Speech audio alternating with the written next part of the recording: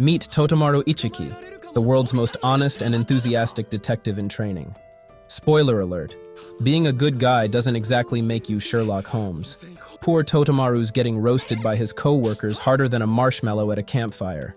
But everything changes when he crosses paths with Ron Kamonohashi, the goat of detectives with more mysteries than your average true crime podcast.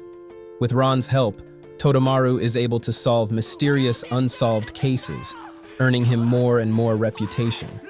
However, he discovers that Ron has a dark secret, and it is Totomaru's responsibility from protecting the genius detective from getting killed. The show starts in a detective agency, where a mysterious serial killer's fifth victim is reported. Having no clues about the suspect, Officer Amamiya angrily starts ordering to broaden her search, then points to Detective Totomaru, who gets excited that he's finally going to get a case. However, he gets reminded of his place as Amamiya tells him to go home because he's useless. Totomaru heads home, tail between his legs, to his elderly teacher, Kiku. Kiku's like, "Bruh, you need to level up your detective game ASAP." Totomaru's bummed that he's basically a walking gullible sign for suspects. Kiku's all, "You're a cinnamon roll, too pure for this world." But being Detective Nice Guy isn't exactly CSI material. Then Kiku thinks about the current mysterious serial killer whom nobody can find. He tells Totomaru that there is only one powerful detective who can solve this mystery case. Thus, Totomaru finds himself at an abandoned apartment building, wondering if it's even the right place. He looks at the photo of Detective Ron, a dashing, well-dressed young man. Inside, when Totomaru gets to the door, he hears Ron's voice on the intercom telling him to go home. After bugging him to answer, the man finally opens the door, and Totomaru is shocked to see something out of a horror movie. He goes inside Ron's house where Ron tells him that all he does is lie on his cushioned floor all day.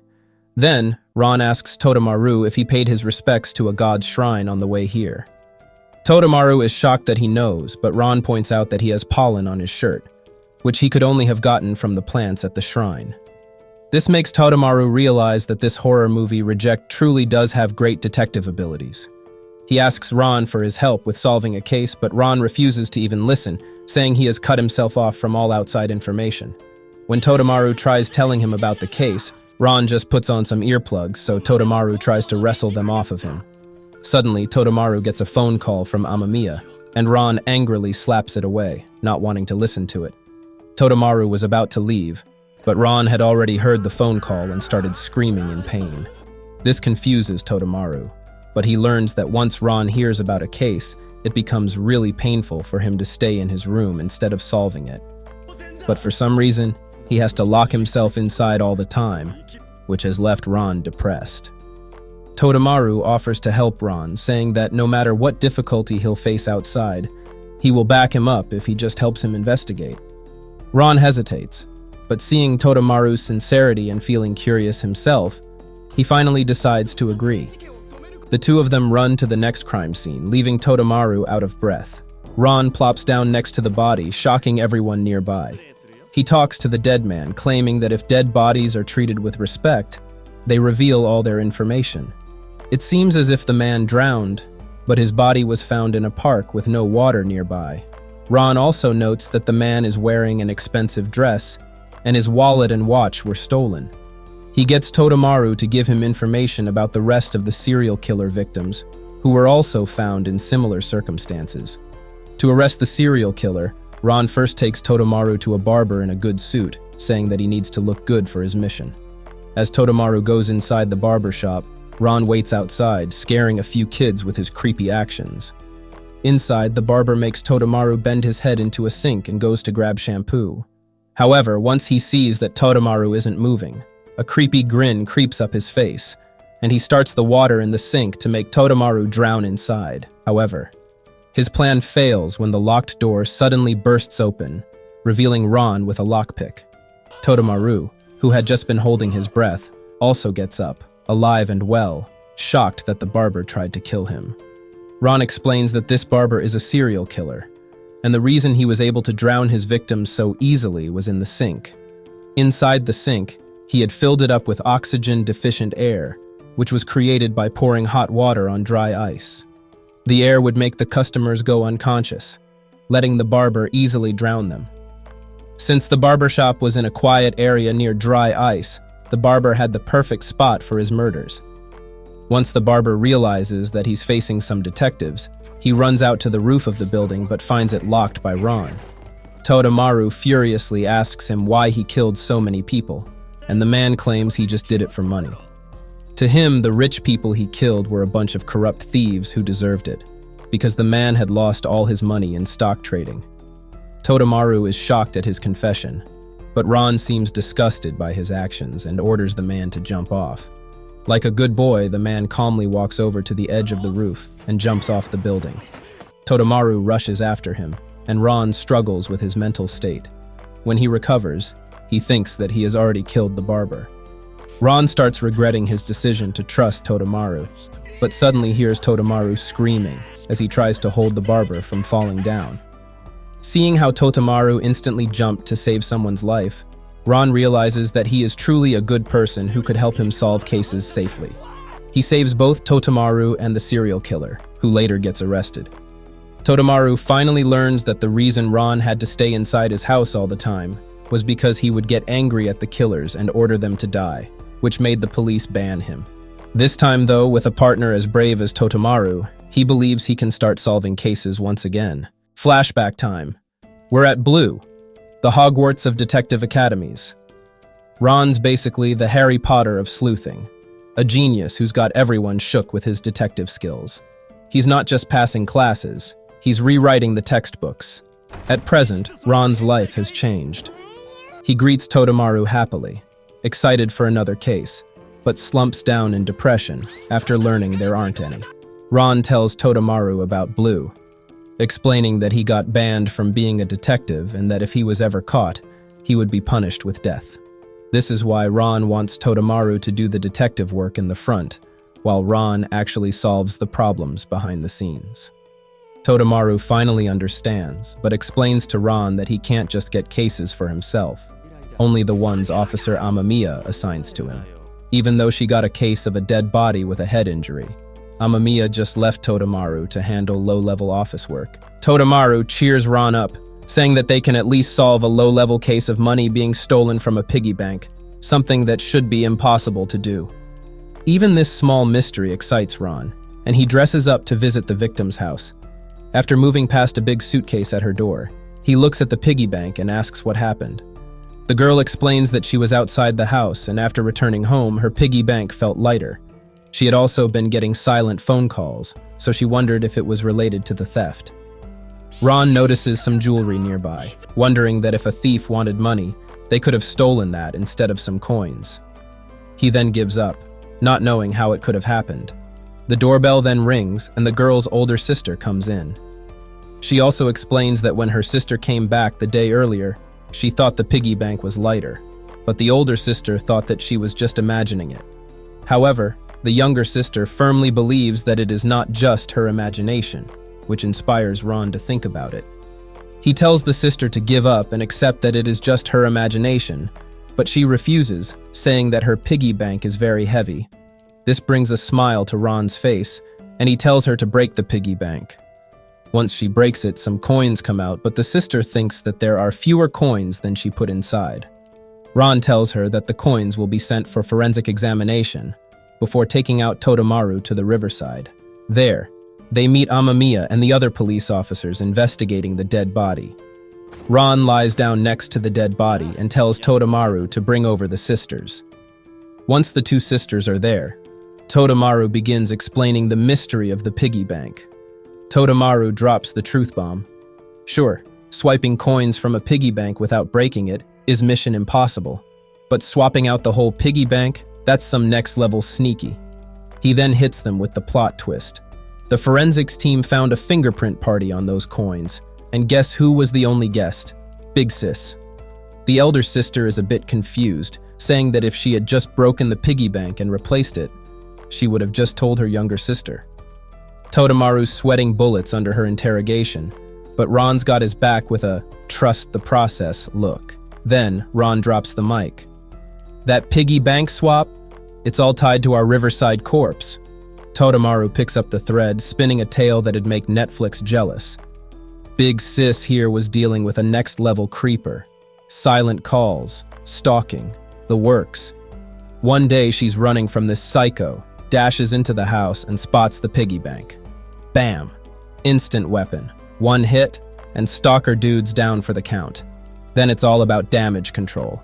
Stuffing him in that suitcase like it's the world's worst game of Tetris, then dumping him by the river. This story is too shocking for the younger sister to believe, but her elder sister grows silent, confirming it. Totomaru thinks that she just acted in self-defense, but Ron thinks that hiding a murder is a horrible act, and he tells the woman to go drown herself in the river. With his mysterious power, she runs off to the power as Totomaru goes chasing after her. The younger sister gets worried sick for her older sister, but after a while, Totomaru is able to get her out safe and sound, leaving Ron and everyone else relieved. Later, Totomaru asks if the elder sister would be punished. Amamiya explains that while hiding a murder is a crime, she might be forgiven for self-defense. Then she asks him about his strange friend who barged into an investigation. Totomaru gets scared for Ron, but Amamiya unexpectedly seems in love with the strange bad boy who loves breaking rules and killing suspects. As Totomaru returns to Ron, nervous about the future, we shift to Blue, where the top leaders discuss recent unsolvable cases suddenly being solved. None of them want Ron to return as a detective, so they send their tracking instructor, Spitfire, to follow this strange man and confirm the rumors. The teachers lay down the law for Spitfire. If you catch Ron, hit us up before slapping on the cuffs, capiche? Spitfire's like, Roger that, and bounces. Then one teacher's all, so boss lady, what's the 411 if Ron's caught playing Sherlock again? The head honcho gets all dark and broody, flashing back to the drama from 5 years ago. She drops the bomb. We stick to the OG plan. Ron gets the ultimate game over. Meanwhile, Totomaru anxiously rushes into a supermarket as Ron calls him for an emergency. It turns out that he just didn't have the money to pay for all his mushy animal cereals, and Totomaru reminds Ron not to abuse his help. The poor detective loses his monthly salary over Ron's expensive meals, and the cashier tells him that he can try his shot at a lucky draw since he spent so much money. Thus, the two of them gather at the lucky draw corner, where Ron decides to spin the wheel and test their luck. Somehow, the two of them manage to win the grand prize. A nice couple's trip to a nearby hot spring. The two men don't want to look gay, but the clerk just tells them that the ticket is meant for couples, and he'll cancel it if they refuse to accept their reward. The two boys are forced to accept it and prepare to go on a brotherly vacation. As they walk out of the market, a disguised Spitfire notes where they are headed. Totomaru and Ron headed out in a cab and headed for their hotel. The driver enthusiastically tells them about the legend of the hot spring, a beautiful place of nature where red leaves would gather up. He gives the two a pamphlet containing all the details of their hotel, but Totomaru points out that they are actually staying in a side building near it. When the driver hears this, he panics for some reason and gives them another pamphlet for the side, a much poorer paper with low-quality pictures and instructions. Once Totomaru and Ron arrive at their destination, the driver speeds off, leaving Totomaru wondering what's so scary about this side building. Finally, when they see the ruined old building, they realize that they basically got scammed in the lucky draw. Thankfully, the owners are there to welcome them inside. Once they go inside, they meet a disguised Spitfire, who randomly thanks Totomaru for his service as a detective. Totomaru wonders how he found out, and Spitfire claims that he guessed it from his worn-out leather boots. However, Ron points out that a reporter could also be wearing those boots, saying that Spitfire just read it in their reservations. Spitfire admits defeat, and the two of them enter the hotel. After getting inside, the boys head straight to their hot spring bath, which is a clean and lovely experience. In the bath, Ron discusses a secret legend associated with the rivers of the area, saying that a long time ago, the area was flooded by vicious rains. However, the villagers living there had sacrificed a young girl to the gods, which saved their village, but it also made the river water turn red for a whole day. This legend terrifies Totomaru, but then he notices a weird tattoo on Ron's body. Totomaru learns that it's actually a scar shaped like the number 6. Apparently, Ron had gotten wounded countless times during his time as a detective, but only this scar stayed on his body. After taking their bath, the boys head back inside to have dinner. Ron watches a married woman put on her glasses, scanning for people. Totomaru wonders what he's doing, but Ron happily pulls out a board game to play with the people around them. After dinner, the boys play ping pong but end up losing their ball outside. After almost dying from the freezing cold outside, they once again soak in the hot spring. But Amamiya walks in on the men's bath. She runs back inside, realizing she was too drunk, embarrassed that her crush Ron will think she's some weirdo. However, everyone is startled when the lady from before shouts at her husband to get a divorce, having gotten offended by something he said. She soon realizes she overreacted and leaves to take a bath and calm down. Afterward, Ron pulls out his board game once again before they finish and go to sleep. The next day, everyone is woken up by a woman's screams. She reports a body in one of the baths, and it's the man's wife, now dead in the bath with a pile of red leaves floating with her. The man is shocked by his wife's death, and the locals wonder if the leaves resemble the pool of red blood from the old legend. However, Ron seems to think something else happened and promises the dead woman that he will find out what happened to her. Everyone then thinks about who left the dinner table after the lady left, and realizes that the person who left first was Amamiya. They all begin suspecting her, but Ron confidently tells them that the murderer is with them, but it's not Amamiya and he will prove it to them soon. Spitfire watches Ron move with an evil grin, knowing that if he tries to solve the mystery, he will expose himself as a detective and get caught. But as he is watching, Ron suddenly declares that this is actually all Totomaru's idea. Totomaru almost craps his pants from the pressure, but Ron helps him out, using his broken words as an excuse to say that the secret to solving the mystery lies in the legend of the rivers. He explains that they learned about the legend from their pamphlet given by the driver, but Amamiya had walked all the way to the hotel, so she didn't even know what the legend was, and thus could not use it to cover her tracks with it. Everyone is shocked that Totomaru made such an amazing deduction, but then Ron asks him who the real culprit is. Then, he claims that Totomaru doesn't know, so it might be the curse of the river. A woman nearby also thinks it was a supernatural event, recalling that the previous night she had seen a strange white mist surrounding the women's bath. Ron thinks about this, then smiles as he notices his lost ping-pong ball near the river, making Totomaru remind him of their job. Ron then sees a random bath cloth near the bath but forgets about it for the time being. Then Amamiya comes up to Totomaru, trying to show some gratefulness for helping her out. Unfortunately, she is physically incapable of thanking the guy she thinks is the ultimate loser, leaving Ron fascinated. Then she gives Totomaru the case, but only because she can't solve it herself as a suspect. Amamiya wonders why she is getting such bad luck, even getting into the wrong path. But Ron realizes that she actually wasn't on the wrong path, and he waits to explain it later. The eager look in his eyes knocks out Amamiya, and Ron goes back to his room with Totomaru. Spitfire enters the room next to them, putting his ear on the wall to hear if Ron is truly the one calling the shots. However, Ron suddenly hits the wall in his room, making the poor man shriek in pain. Totomaru is confused, seeing that there is nothing on the wall, and Ron continues discussing the murder without explaining it. He tells Totomaru that he already has all the evidence he needs, and will make him announce it later. After gathering everyone around the batch again, Totomaru tells everyone that the murderer of the wife was actually her own husband. This shocks the man, who claims that he was just at the dinner table like everyone else. Totomaru reasons that this is true, but that's because he planned the murder beforehand. He explains that the man laid out a bath cloth over the bath that tricked his wife into stepping on it and falling inside. Everyone thinks that that's too obvious to fall for, but Totomaru points out that the man's wife had poor eyesight, so she couldn't see. However, just falling in the bed wouldn't be enough to kill her. Instead, she was killed by thermal shock. Because the man knew the boys were busy playing ping pong, he swapped the curtains of the men's and women's baths, leading to Amamiya's confusion. In this confusion, he drew the women away from entering the women's bath and set up a way to kill his wife. Using the drain pipes nearby, the man drew water from the cold river into the hot bath and drained the hot water away, creating a freezing cold pool that stopped the poor woman's heart. One of the patrons realizes that the mist she had seen at night was steam from the hot water mixing with the cold water.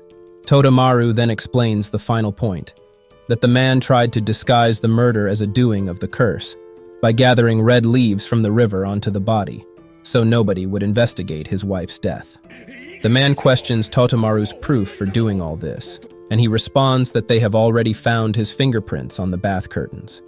With this, he finally gives up and admits that he indeed killed his wife. Suddenly, a hotel patron screams in shock and horror that the man would kill his wife. It turns out that he simply killed her because he was having an affair with the woman. However, his secret lover is disgusted that he would go so far as to kill his innocent wife, and she leaves him. This time, Ron doesn't need to punish the murderer as the righteous Totomaru screams at the man for killing someone for no reason. After the man is arrested, Totomaru notices Ron slipping around. He follows Ron into the forest, finding him tied up by Spitfire like some sort of prey animal. Spitfire comes out, admitting his defeat. He is sure that Ron is actually the brilliant mind who solved the case, but without any proof, he cannot arrest him. Ron smiles, already knowing he was sent by Blue to track him. He guesses that Spitfire either made a bet that he could catch the best detective in the world, or he wanted to see Ron for his help. Spitfire smiles, knowing Ron saw through him. He tells him that he does need his help, saying that his family is caught in a strange case only he can solve. Ron refuses to help, but after Spitfire innocently begs him, he agrees to it, saying that Totomaru will actually be the one helping him out in public. Spitfire thanks Totomaru and promises to help him in any way he can, promising Ron that he will also keep him hidden from Blue. After Spitfire leaves, Ron tells Totomaru that he doesn't fully trust Spitfire, but is willing to give him a chance. Meanwhile, the scene shifts to a quiet building. In Totomaru's office, Amamiya informs him that the best detective in their country, a man named Kawasemi, nicknamed Eagle Eye, is coming to solve a very troublesome case. Totomaru starts fanboying over this legendary detective, but Amamiya doesn't seem too happy to have him over, because he is her biggest competitor. She tells Totomaru that he will be the leader of Kawasemi's operation, but only because she wants him to have the trashiest assistant she has. Then after a bit, the legendary Kawasemi enters the office. Suddenly, he starts pointing his tweezers at everyone, correcting their hair and removing dust off their clothes. Totomaru realizes how strict this man is, and Amamiya explains that because Kawasemi is also so strict with his own team, he is a fair man and can't be reported for abuse. After cleaning up the other people in the office, Kawasemi finally notices Totomaru, and even he judges him as a piece of trash who has no talent for being a detective. Leaving Totomaru, he tries to clean up Amamiya, who breaks his tweezers and tells him to stay away. Kawasemi then summons his assistant, Yamane, to get him a new set of tweezers before he leaves, ignoring Totomaru's very existence. Totomaru starts crying, feeling happy that even though his boss Amamiya treats him like a dog, at least she acknowledges his existence. Totomaru heads out to the next crime scene where Kawasemi investigates the body, a corpse with its hands missing. The poor detective Totomaru gets ignored by the two of them, realizing they will never let him help with anything, but someone calls out to him. It's Ron, disguised as some sort of magician. He offers Kawasemi his help, but the sharp detective doesn't trust some stranger. Then he notices some puppets on Ron's hands, pointing out that the platypus puppet is not accurate because their beaks are soft. As Kawasemi squeezes the puppet to prove his point, he realizes that Ron made it out of rubber, just to reflect the real thing. This makes him respect Ron a little bit, so he allows him to come along. Ron asks Totomaru about this detective, but when he learns that it's actually the legendary Eagle Eye, he gets mad, having a grudge against him from the past. Ron is determined to solve the case before Kawasemi. Then, he grabs Yamane to learn more about the murderer. It turns out that Eagle Eye had already found out who the culprit was. When he and Yamane tried to corner him at the two different entrances of the building, the murderer ran away from Kawasemi's side and escaped him. Totomaru thinks that it should be easy to find the culprit since Kawasemi has seen his face, but is horrified to learn that the man they thought was the hand collector is actually the dead body they are currently inspecting, meaning the real murderer is somewhere out there. Ron then begins inspecting the dead body. He notices that he is wearing a light shirt in cold weather and has a strange tattoo on his arm. Yamane tells him that it's a bird tattoo, and Ron tries investigating further, but can't get off his puppet gloves.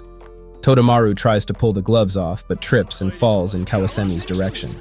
Kawasemi dodges it, so Totomaru lands on Yamane instead. Ron smiles at this and claims that Kawasemi is lying. He points out that since Kawasemi is so physically athletic and skilled, he would never have let the culprit run away from him. Kawasemi is surprised that Totomaru would deliberately test him like this, and he gains some more respect for him. He then explains that he was indeed lying, and it was actually Yamane who had let the culprit get away. It turns out that on that day, Yamane was missing a button from his shirt, and that made him feel nervous because he didn't want to disappoint his boss. However, Ron points out that Yamane is still missing a button on his sleeve, and he gets a literal panic attack over something so small. Once Ron tells him to chill out, saying that he just stole the button to prank him, Yamane sighs in relief, saying he is grateful that he didn't forget something this time as well. Ron grins at this, saying this is the most important piece of information. He dials Spitfire's number, who explains that he has investigated today's murder victim's house. It turns out that this house is full of creepy stuff, and the hand collection from all the previous murders. Thus, the dead man was confirmed to be the hand collector. Ron then turns around to leave and analyze this evidence, saying that Totomaru will return and solve the full case. Once they gather Kawasemi and Yamane again, Totomaru drops a bomb, saying that the hand collector offed himself. It turns out that his clothes are hidden because someone wanted to disguise that evidence. Totomaru points out that the hand collector probably wanted to avoid being in jail, so he ended his free trial of life by himself. However, that means that the only person who found him and cut off his hands to imitate the murder was Yamane, who had run into the culprit. Yamane denies this, so Totomaru points out that he knew exactly what the tattoo on the victim's arm was without any inspection, meaning that he must have taken his body away somewhere and inspected his arms. Totomaru then reveals Yamane's motivation for doing this, saying that he must have forgotten to bring his handcuffs, so he cut away the victim's hands to make it look like a murderer took away the hands and handcuffs with him, thus avoiding getting caught by Kawasemi. This horrifies both Kawasemi and Yamane, with Kawasemi defending his assistant. However, Totomaru points out that his great expectations of him are the reason Yamane felt so under pressure to always look perfect, which is why he went so far. Finally, Yamane confesses his crime, saying the pressure was too much to handle for him, so he tries to hide his mistake. As Yamane gets taken away by the police for investigation, Kawasemi tells him that even though he won't be able to become a police officer again, he can always help him solve cases as his assistant. Once he is gone, Kawasemi turns around, saying that Yamane could help him solve cases, much like Ron was helping Totomaru solve his cases. Totomaru is shocked, realizing that the eagle eye saw through Ron's genius mind. Kawasemi also has a newfound respect for Totomaru, knowing he is the reason Ron can use his abilities freely. A few days later, Totomaru knocks on Ron's door to talk, but almost gets a heart attack because of his bloodshot eyes. Ron tells him that it's because he discovered a magic device known as a television, which he can use to keep connected with the outside world. The two of them sit together to watch a game show where a psychic named Totomaru competes with a brain surgeon named Mofu to prove that he can control people's minds. Ron seems to be excited by the idea of psychic powers, thinking they would help greatly in his detective work if they were real. He cheers for Totomaru as he picks out a random man from the crowd to test his psychic powers on. Totomaru makes the man wear noise-canceling headphones to make sure he can't hear him. Then he takes out some sketchboards with words written on them.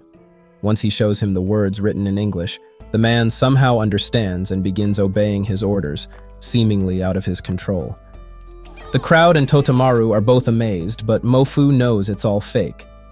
She points out that Totomaru called out the same man from the crowd in other shows, proving that he just paid the man to act for him. However, Totomaru seems completely unfazed by her call-out and asks her seriously if she'll believe in his psychic powers if the man obeys his next command. He takes out a board saying the word death and shows it to Mofu. She doesn't think that the man would actually die just because of the word, so the man turns the board around and shows it to the participant, who suddenly drops dead. The cheering crowd suddenly starts screaming in horror as the place goes into panic and the show is cut from the television. Totomaru and Ron immediately hurry over to the show to investigate, and Ron gets an autograph from Totomaru, apparently a big fan of him. Totomaru signs a board for him, and Ron notes how broad his writing strokes are. Totomaru then turns around to leave, saying that the man wouldn't have had to die if Mofu had just believed in psychic powers. Ron and Totomaru check up on Mofu, who seems very shaken by the incident. They ask her if she believes in psychic powers now, but she tells them that the cause of death seemed to be poison from a tiny needle mark on his neck. However, Totomaru did not stab the man at any point, and there was nowhere he could have snuck a blow dart either. To help the horrified Mofu calm her heart, Ron tells her they'll help her solve the case soon and prove that Totomaru is actually a murderer. Ron digs deeper, asking Mofu about the victim's final moments. Plot twist. The guy didn't just drop dead on the spot. Mofu reveals he pulled a Lazarus, briefly coming back to life during CPR, before kicking the bucket for real. This little detail lights up Ron's eyes like he just found the last piece of a 1,000-piece puzzle. This gives him enough proof, and he tells Totomaru that he'll be showing this proof later. After gathering the crowd, Totomaru begins reenacting the scene with Mofu. The clumsy doctor trips on the stage, knocking away some pens before getting up. Totomaru then makes Mofu act out the entire scene. When they get to the part where he orders her to die, Mofu collapses, but Totomaru reassures everyone that she is still alive. Totomaru explains that while Totomaru showed the word death to Mofu, he actually turned the board upside down for the victim to see, so it looked like the word sleep. Thus, the victim was just acting to sleep as the crowd started panicking, which is when Totomaru injected him with the poison in the chaos. Totomaru gets furious at this accusation, saying Totomaru has no proof, but Totomaru tells him that he already knows where the poisoned needle is. He explains that Totomaru used a very big pen to sign an autograph for Ron because he was hiding the needle in a smaller one. This piece of evidence still doesn't convince Totomaru, who claims he will prove that the death really was psychic. He makes a grand show as everyone is terrified for their life, but finally slumps and admits that he was just lying. Totomaru asks why he'd kill the man, and Totomaru gets mad, saying that the man was threatening to expose him for being fake if he didn't give him most of his earnings from the show. Killing someone for such a petty reason enrages Ron, who orders Totomaru to stab himself with the needle. Totomaru actually gets hypnotized and brings up his pen, but Totomaru stops him in time. Unfortunately, this time the pen gets stabbed into Totomaru's skin, much to everyone's horror. The honest detective starts accepting his fate, but Totomaru tells him he already swapped the man for a normal one, making everyone sigh in relief. After Totomaru gets arrested, Ron loses his spirit, deciding to quit his job and stop Totomaru from getting in danger because of him. Totomaru tries convincing him, but this time, Ron seems too defeated. Totomaru later talks to Mofu about the case, and she thanks him, saying that now that psychic powers have been proven fake, people who rely on scammer psychics will actually consult doctors, saving thousands of lives. This gives Totomaru an idea, and he rushes back to Ron. He tells Ron that he shouldn't quit being a detective because he is always trying to bring justice to other people's lives. Totomaru knows that Ron means well and wants to help others, and he promises that he'll stay out of danger if Ron comes back. Ron finally regains his spirit and agrees. Then, Totomaru gives Ron a card for a meteor shower visit, saying they can head to a vacation together and relax for a bit. Totomaru and Ron get on a boat with the observatory director, Jumonji. Jumonji explains that the eagle-eyed detective Kawasemi recommended Totomaru and Ron for the meteor shower because of their good work. He also tells the boys that there is a strange unsolved case on the island, but Ron shuts him up, not wanting to hear about work during his vacation. Once they get on the island, Jumonji takes the boys through a sugarcane field. Ron gets excited about his favorite black sugar syrup and pulls out a hula hoop he brought to play with. Once they get inside the observatory, Jumonji shows the boys a replica gun encased in glass. Apparently, some time ago, it was a tradition to have a gun in every household on the island, because it was thought to ward off evil spirits. After that, Jumonji takes the boys to the kitchen where they meet the angry chef, Uno. She seemed mad that one of the guests demanded a coffee cup with a complex star design, and another one wanted a menu full of black sugar syrup. Ron points out that he wanted the syrup, and Uno immediately gets embarrassed that she got angry in front of a guest. The rest of the guests then gather, and the boys meet Dozawa, the coffee guy with the gayest haircut ever, and Onodera, an astrophotographer. Onodera also mentions the strange case of Abbott on the island, but Ron gets her to quiet down. After her, another man enters, silencing the room. Ron recognizes him as John Grizzly, one of the few teachers at Blue that he respects. John is also curious why Ron is here, but quiets down after learning it's a vacation for him. Then John explains the strange case on the island. Some time ago, the director for the meteor shower was Jumanji's father. For some reason, all the people who went for the tour were found killed along with Jumanji's dad, and nobody ever found the killer or the murder weapon. Then, the final guest of the tour introduces herself after the story ends. It's Oriheim, a cute TV idol filled with love for the cosmos. Ron randomly presses a button, which rotates the telescope in the observatory.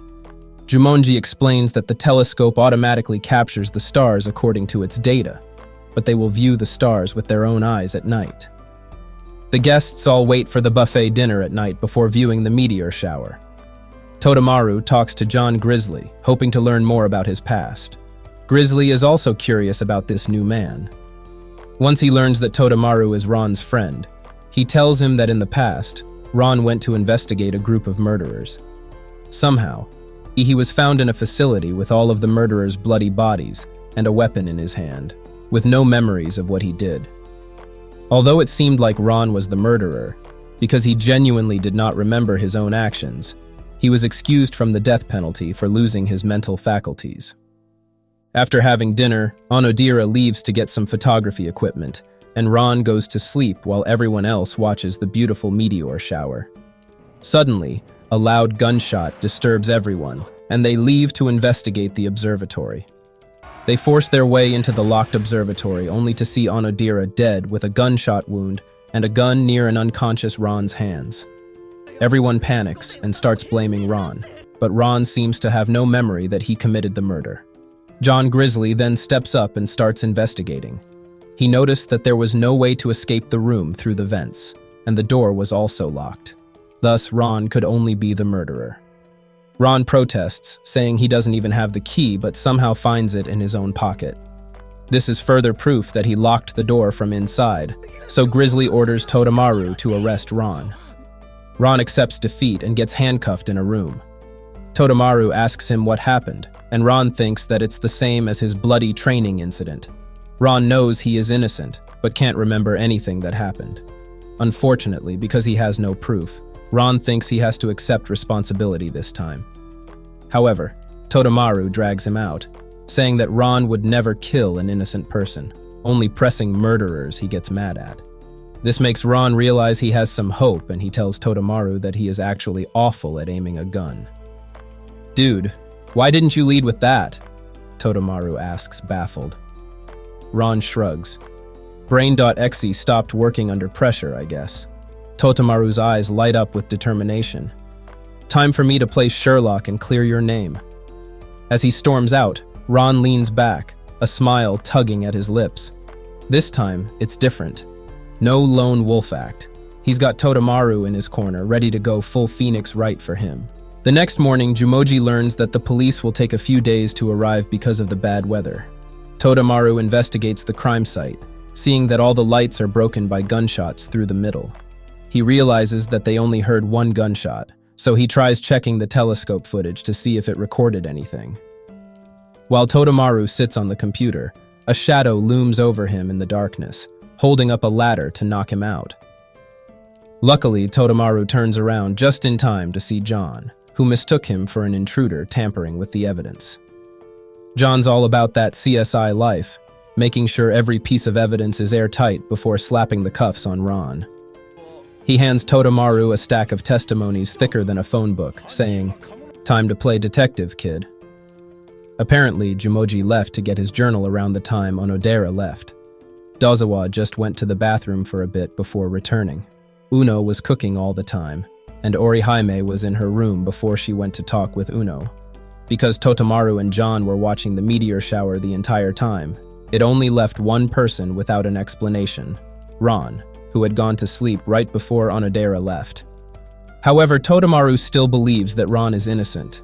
John asks why, and Totomaru simply replies that it's because Ron is his friend, and he knows that he would never attack someone innocent.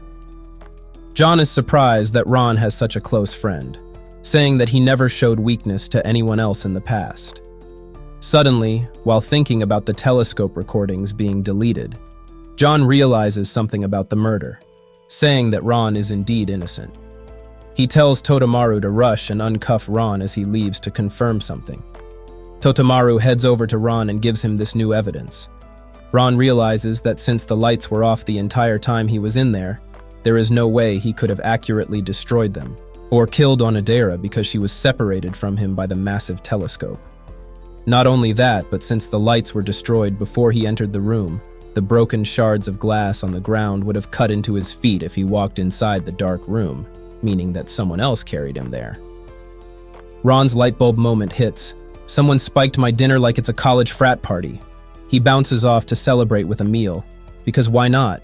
Meanwhile, John's going full Sherlock on the crime scene. He spots a fishing line on the telescope. Definitely not standard stargazing equipment.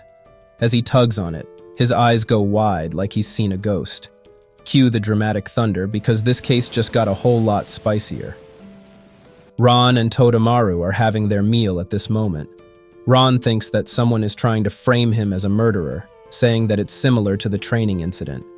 Totomaru then tells him that John wanted to apologize to him since he got the wrong idea. Suddenly they hear a gunshot, and John falling off the roof of the observatory. John clutches his wound, trying to tell Ron that it's a trap, but unfortunately, he passes away before Totomaru and Ron reach him. The rest of the guests come running over, learning that Ron is innocent, and a murderer is on the loose. Totomaru gathers everyone inside and explains that the gun used to kill Onodera was once again used to kill John, having been taken from his custody. Everyone panics that they might be next, but Ron announces that he has been angered, promising to bring the murderer to justice. Ron and Totomaru go back to the observatory room to investigate, and Ron asks Totomaru how the murderer unlocked the door from the outside to get in when it was clearly closed from the inside. Totomaru thinks that they might have used a key with the fishing line to open it from the inside, but Ron points out that the murderer sealed the sides of the door with glue, meaning that nobody could have opened the door from the outside. Then Ron turns off the lights to see what it would have been like to be inside the dome. Totomaru immediately notices that Onodera died near the switch that opens the door, meaning that she must have opened it instead of the murderer. Ron's eyes glow with inspiration at this, saying he has finally found the secret of how the murder was committed. The only thing left is to find the culprit, before the two of them can do anything else. Orium enters the room feeling worried that they might need flashlights because of the power outage. The idea of flashlights finally gives Ron the last clue he needs to pinpoint the murderer, and he gets ready to arrest the culprit. Once all the suspects are gathered, Totomaru announces that he has found the murderer. He reveals that he and Ron saw John falling off the roof, so they immediately went outside to find him. However, someone else first went to the roof where they shot him, and then came downstairs to disguise themselves with an umbrella so they wouldn't look wet from the rain. And this person is none other than the director of the tour himself, Jumoji. Jumoji tries explaining himself, saying that he was with the others watching the meteor shower. However, Totomaru counters that Jumoji had already drugged Onodera and Ron and put them inside the dome. To explain how he locked the door from the inside, Totomaru thinks that he simply gave Onodera a lighter dose of drugs, so she woke up earlier than Ron. When she did, she tried opening the door in the pitch-black darkness and must have locked herself in. Then, trying to get herself out, she tried turning the telescope to open the main gate. There, Jumoji had tied the fishing line to the telescope, connected it to a gun placed in the vents, and aimed at the switch. When the telescope started turning, the door opened, and the fishing line pulled the gun's trigger at Onodera, who was standing there. The gun next to Ron was just the model gun displayed downstairs, and Jumoji simply took the gun from the vents during the chaos and used the same gun to kill John. Jumoji still doesn't give up, asking what his reasons would be for the murder, and what proof Totomaru has that he is the one who did all this. Totomaru seals the deal, pointing out that when the first gunshot was heard, Jumoji told Uno to get some flashlights even before they entered the locked dome. If the lights were already broken from the inside, why would anyone know about it unless they were the ones who broke them and already knew before entering it?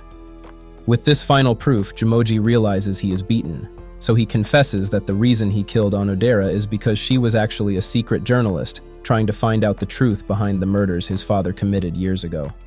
Apparently, Jumoji's father was the one who killed the people, and then also flipped the off switch on himself. To save himself from the shame and prying reporters, Jumoji told everyone it was a curse, and tried to keep himself safe and isolated. However, once Onodera and John got under his nose, he took action.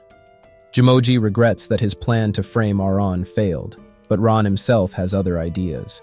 Offering his own gun, Ron orders Jumoji to control Alt-Delete himself because he's a selfish monster who just killed 2 people for no reason. Jumoji is mind-controlled by Ron, but Totomaru manages to save him. However, he still doesn't want to talk, so he eats a poison tablet. Ron tries to spit it out, but it's too late. Jumoji reveals that someone else wanted him to frame Ron, saying that Ron is being played with by a certain person. Before he can answer, though, he says the words night turns into dawn before finally drawing his last breath. Although Ron has many unanswered questions, the case of the observatory killer has finally come to an end. The next morning, the police arrive to record the case and collect the bodies. Ron remembers Jumoji's last words and checks the observatory. He opens the dome to let the light in and sees something shocking. Meanwhile, while collecting the bodies, one of the policemen seems a little strange. Downstairs, after Totomaru gets complimented by Orihime, he talks with Ron about what happened. Ron tells him that he's going back to being a detective after this, saying that this case was caused by the same people responsible for his training incident. He explains that his murderer's pressuring illness also started after the training incident, and that in the observatory dome, he saw the same mark present on his neck. Ron feels humiliated this strange organization is toying with him, and feels determined to make them pay. Meanwhile, on the police boat heading to the shore, Jumoji wakes up, actually faking his death. He thanks the strange policeman for helping him escape and start a new life, feeling honored that a man from the legendary House of M, the world's most dangerous and secret criminal society, would visit him. The man laughs in his praise before asking him about Ron's reaction. Jumoji tells him that Ron got murdered after finding out that he was the culprit. Before he can finish his sentence, Jumoji is shot dead by the man, who takes off her mask, revealing herself to be a disguised woman. She calls her big brother, who seems to be a posh young gentleman looking related to Ron. The man learns that Ron got his message about the training incident, but doesn't know what the mark on him means. He tells the girl that Ron is a special person, having the blood of both the greatest detective in the world, Sherlock Holmes, and the most dangerous criminal, James Moriarty, the leader of their family. Later, Ron and Totomaru get news that the boat carrying the bodies from the observatory incident mysteriously vanished. However, Ron doesn't seem too worried that the secret organization is after him as he spends his time cheerfully. Afterward, Totomaru gets his briefing from Amamiya and leaves for his task. He enters a room where an energetic reporter named Monkey is waiting for him. Monkey explains that she wants to follow him around to see his life as a detective. Totomaru wonders how she knows about him since he always keeps his identity secret. Monkey explains that she loves great detectives because she was saved by a kidnapper from a detective in her childhood. Thus, she found Totomaru, the man who supposedly solves the mysterious drowning and hand collector cases. Totomaru's sweating bullets, knowing he's one slip-up away from being exposed as the Watson to Ron's Sherlock. He can't spill the beans about Ron, so he's stuck playing tour guide on his day off. It's like trying to keep a secret identity while your nosy neighbor follows you around. Talk about a detective's worst nightmare. The two of them enter a coffee shop where Totomaru is shocked to see Ron working. Ron offers the couple a drink of hot milk and black syrup, either of which is coffee, and Totomaru drags him away to ask what happened. It turns out that Ron is on a mission to make black syrup lattes, so he serves it to them. Then, a few girls walk inside and order some lattes as well before leaving. One of the girls goes outside to snap notices, and Monkey notices that Ron is really bothering Totomaru. She tells him to stop, thinking that he is wasting a great detective's energy. Ron is surprised that she likes gaining so much, gaining newfound respect for this lady. Then, when he learns that she is actually a crime reporter, he gives her a huge coffee, secretly telling Totomaru that they need to be on her good side to get info out of her. Suddenly, their conversation is interrupted as one of the girls from earlier falls dead. Ron notices that she was poisoned and calls the police. Once the suspects are gathered, Monkey feels confident that the great detective Totomaru will easily solve the case. Totomaru takes all the suspects' testimonies, finding out that the two girls with the dead girl Julie and Ron had a chance to poison her. One of the girls reports that she was on a phone call when Julie returned to drink her coffee, but all three of them drank it, and only she died. Thus, the suspect knew which cup she would drink from. Totomaru thinks that she must have drunk the cup in front of her chair, but the other girl points out that she actually reached in front of her to take another cup. This shocks Totomaru, who starts worrying about how the suspect could have known this. Ron calls him over to check Julie's social media, and they find tons of photos there. However, Totomaru about remains confused how the murderer knew which cup to poison. Watching him scratch his head and mutter to himself, Monkey realizes that Totomaru isn't the magic genius she thought he was. Thankfully, Ron figures it out, saving Totomaru once again. He gathers all the suspects in the cafe and explains that Julie always took the center of the photo on her social media, choosing the best spot. However, the murderer used this to their advantage by slightly scratching the unpoisoned cups, thus making sure that Julie would pick the best-looking cup to drink from and take her photo. One of the girls finally cracks as Totomaru points at her for being the murderer. She confesses that Julie wasn't just an active attention seeker, but also a toxic girl who put her down. Because Julie stole away her boyfriend, she resorted to taking such an extreme measure to kill her. Ron gets pissed off by this and tells the girl to bash her head in. With his psychic powers, the girl obeys and walks towards a sharp point in a nearby wall. As everyone stands shocked and unable to react, Totomaru is the only one who sprints and catches the girl in time. Watching him save a life in front of her own eyes, Monkey's eyes start glowing with admiration, and she finally realizes the type of person Totomaru truly is. She thanks Totomaru for spending a day with her, saying that she has learned that a detective doesn't magically solve every problem in the world, but spends their heart and soul thinking about cases and solving them, all for the sake of helping people. Later, Mofu performs some tests on Ron. She reveals that his condition of pressuring murderers into self-unalivement is not a natural-born illness, but was rather created by an external source, confirming that he did indeed get the illness from this mysterious House of M. Meanwhile, Totomaru gets news from Amamiya that Eagle Eye Kawasami isn't doing too well in his sleuthing work now that he lost his assistant Yamane. She tells Totomaru to go keep an eye on him, and he thinks that she is checking on him to show kindness as a fellow detective. However, the petty Amamiya is very happy to see Kawasami suffer, and just wants Totomaru to go kick him while he's down. Thus, Totomaru heads out on a plane with Ron. Totomaru wonders if Ron is worried about Kawasami.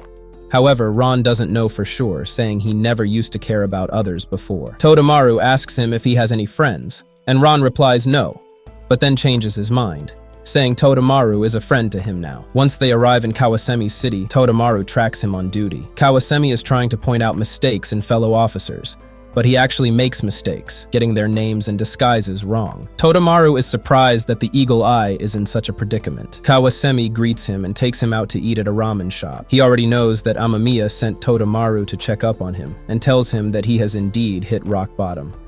Kawasami reveals that his performance has dropped sharply after Yamane was arrested. However, his spirit and desire to be a detective have remained unchanged. Thus, he will continue working without a break. The two of them then go out to talk as they walk through a mall, and Totomaru notices a wanted sign for a criminal named the Mad Chameleon. Kawasami drops the 411 on this unsolved case. We've got a serial phone snatcher with a thing for wrenches, but here's the kicker. This perp's like a human Snapchat filter. One victim swears it's grandpa gone rogue, another says it's some punk kid, and some are convinced it's a lady on a crime spree. It's like trying to catch a chameleon in a bag of Skittles. Impossible. Just as they're discussing this criminal, someone in the crowd gets bonked by a wrench, falling dead to the floor. The attacker is a shady man in a red hoodie, and he immediately runs after stealing the victim's phone. Totomaru runs after the suspect, and the man hits a woman with his elbow while running away, knocking the poor lady down. After checking on the lady, Totomaru notices that the path is blocked by a construction sign and the suspect is inside a clothes shop. Once the police are called, they round up all the men inside the shop, with the red hoodie gone now.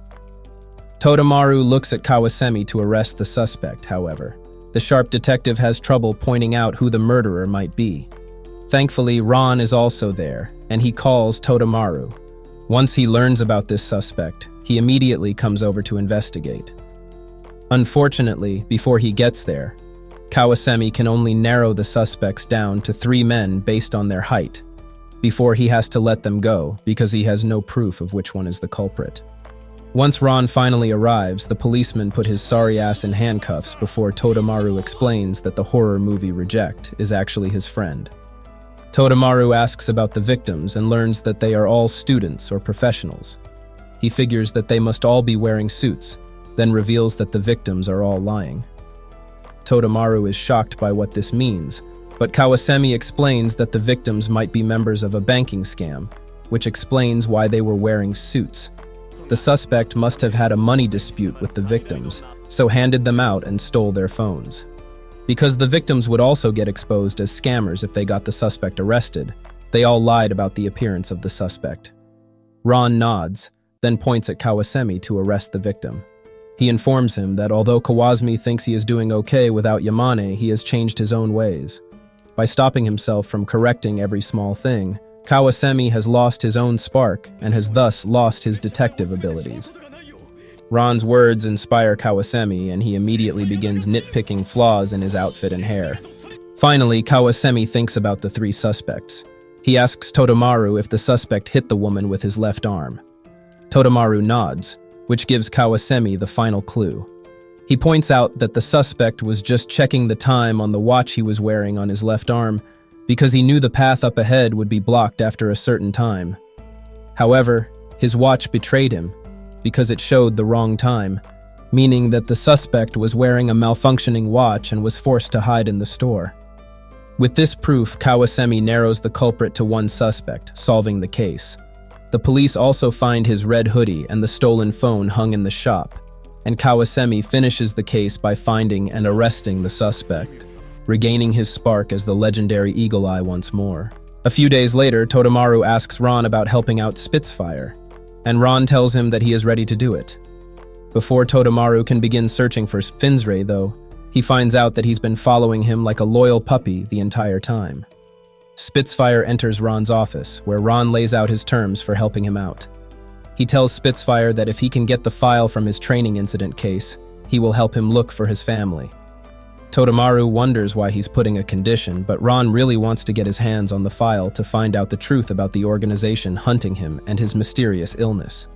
However, Totomaru gets offended, saying that he should help out Spitfire just because he is a friend, instead of expecting him to perform such a difficult task. Spitfire is touched by Totomaru's sincerity and accepts Ron's offer to look for the blue file if he helps him with his family. Totomaru thinks that he shouldn't let Ron use him, but Spitfire wants to help Ron anyway since he feels bad about his tragic past. Totomaru's already planning their globe-trotting adventure to find Spitfire's fam, but Ron's like, "Hold up, we're keeping it local." Next thing you know, our trio's road tripping to Yadamura, a mountain village so off the grid it makes Bigfoot's hideout look like Times Square. Apparently, Spitfire's brother was an ethnologist who loved researching old monuments, gods, and villages. However, after he had visited the village of Yadamura, he had mysteriously gone missing ever since. On the way to the village, Totomaru gets startled by a white snake in the grass, before they see a young woman standing at a shrine, thinking about something.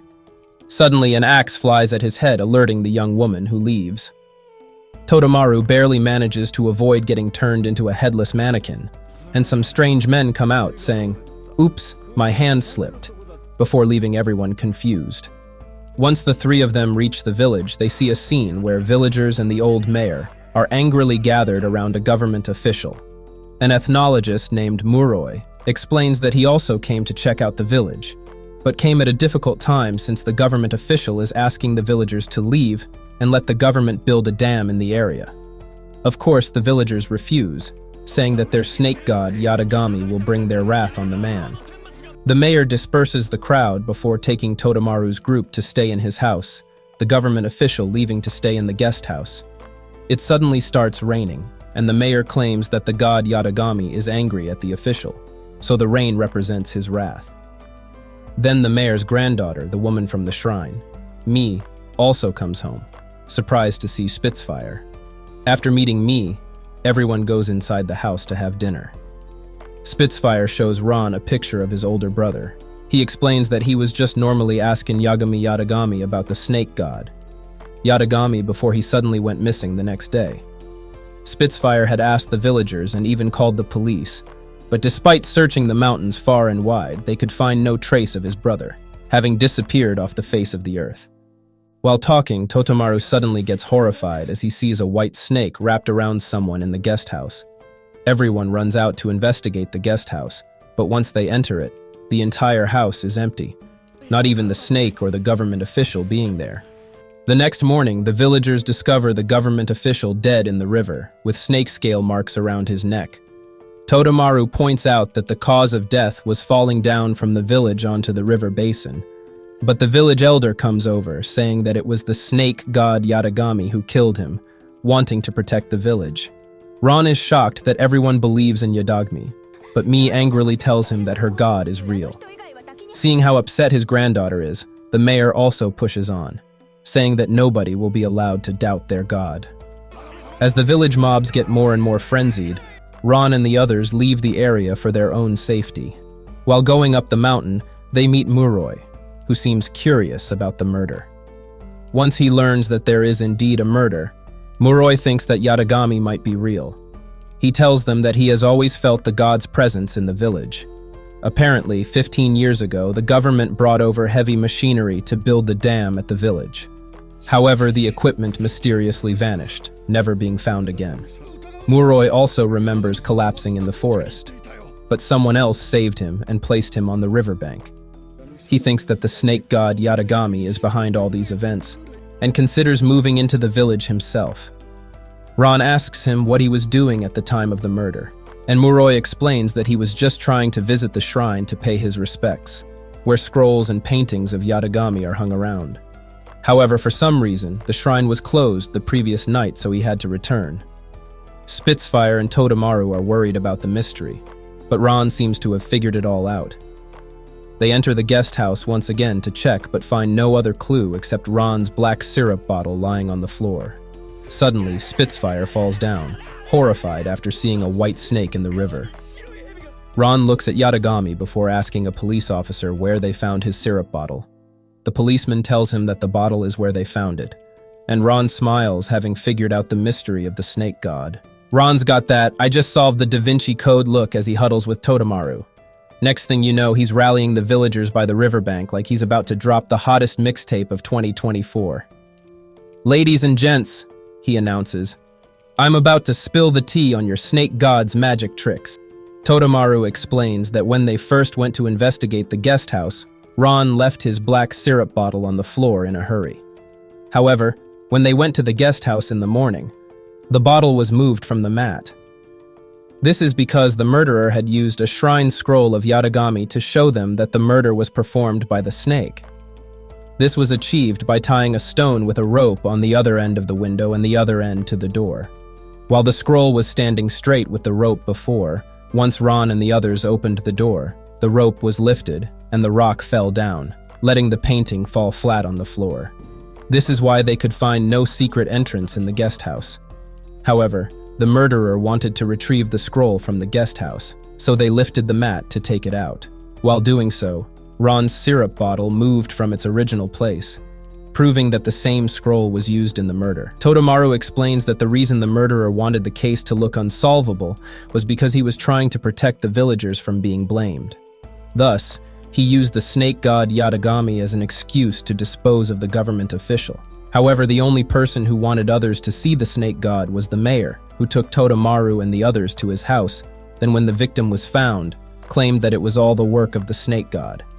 If the mayor didn't know about the snake in the guest house, he would have thought that the victim's wounds were from his own struggles, but instead, He immediately pointed at the snake god. The mayor is shocked by this accusation, but then points out that Totomaru has not found the murder weapon. Totomaru explains that the murder weapon used was a rope from the shrine, which resembled a snake's scales. Because the shrine had been closed the previous day, the mayor took one of the ropes and used it. Totomaru tells him that once the ropes are sent to the forensic lab, the mayor's skin cells on it will prove that he indeed used them as a weapon. With this final proof, the mayor sighs and accepts his defeat.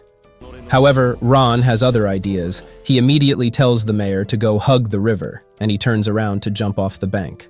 Totomaru manages to catch the mayor before he goes down, saving the day. However, because they were standing at the edge of the rock, it cracked from their weight and broke, leaving them both to fall together. Totomaru manages to grab on the edge of the mountain, but he can barely hold on with the mayor hanging below him. Luckily, someone from the forest throws a rope which Totomaru grabs and is pulled up with. Before getting arrested, the mayor apologizes to his granddaughter Mie and tells her to live happily. Then Ron turns around and calls out their mysterious, who turns out to be none other than Spitfire's lost brother. Spitfire gets mad that he had been hiding here all along, and Totomaru tells him that he figured out his identity because Mie had been bringing food bags with her. And because Muroi was saved by an unknown person, and Mie thought that someone familiar had come home once Spitfire met her. They figured she was seeing someone who looked like him. Spitfire's brother admits that it was indeed him, and explains that he was the one who jokingly told the mayor to use Yatagami as an excuse to take the government away. However, he was horrified to find out that the mayor used it as an excuse to hide away all the expensive machinery, as he was in another country. There, Spitfire's brother learned a secret about a strange organization that he could never reveal, which is why he fled the country and started living in the village again. With the villagers' help, Spitfire's brother could act like he had disappeared because of Yatagami and stay safe from this criminal organization. Spitfire's brother feels guilty, saying that the government official had discovered the mayor's secret and was bribing him if he wanted him to keep his mouth shut. However, Ron asks him if the mayor is truly doing everything just to help him. He points out that in reality, the mayor just wanted to protect the man his granddaughter loves. This shocks Spitfire's brother, but Mie blushes and remains silent, confirming that she does have feelings for him. With the case solved and Spitfire reunited with his brother, Totomaru turns around and leaves with Ron. Spitfire upholds his promise and infiltrates Blue to find the missing file about Ron's training case. However, he gets caught by the school principal. Spitfire later returns to Ron and explains that the file is missing. However, he gives him a message sent personally by the principal for the three. Ron decodes the message and learns that the police had found a blood stain at his training site that belonged to neither Ron nor the victims, thus confirming that another person was involved. However, the records of the blood and the written documents had all been erased from the police and Blue. His teacher confirms that the only organization that could keep their crimes a secret like this is the House of M, shocking everyone. The House of M is so formidable that even Blue has been unable to solve their cases, and many of their teachers who went after the House of M mysteriously died. She informs Ron that there is a spy from the House of M working in Blue, and thus she has to work secretly. The principal tells Ron that she was friends with his parents, and hopes that he can stay safe and begin working as a detective again. Totomaru is shocked that such a powerful organization is after Ron. But instead of feeling scared, Ron feels excited that he is involved with such a huge mystery, the one thing he loves most. Shifting to a posh house, we see the strange older brother once more. He tells his younger sister, Winter Moriarty, that Ron also has the blood of the Moriarty family with him. Thus, he orders her to go visit Ron, saying that Ron is the only detective who has the potential to foil their house's plans. Thus, Winter needs to go see if Ron is worthy enough to work with their family, the House of Moriarty. And just like that, the season drops the mic with a cliffhanger that'll have you screaming at your screen. But don't worry, fam, we've got your back. Want to be the first to know when the next mind-bending season drops? Smash that like button and hit subscribe faster than Ron can solve a case. Trust us, you don't want to miss what's coming next in this wild ride of a series. Until then, keep theorizing and stay sleuthy.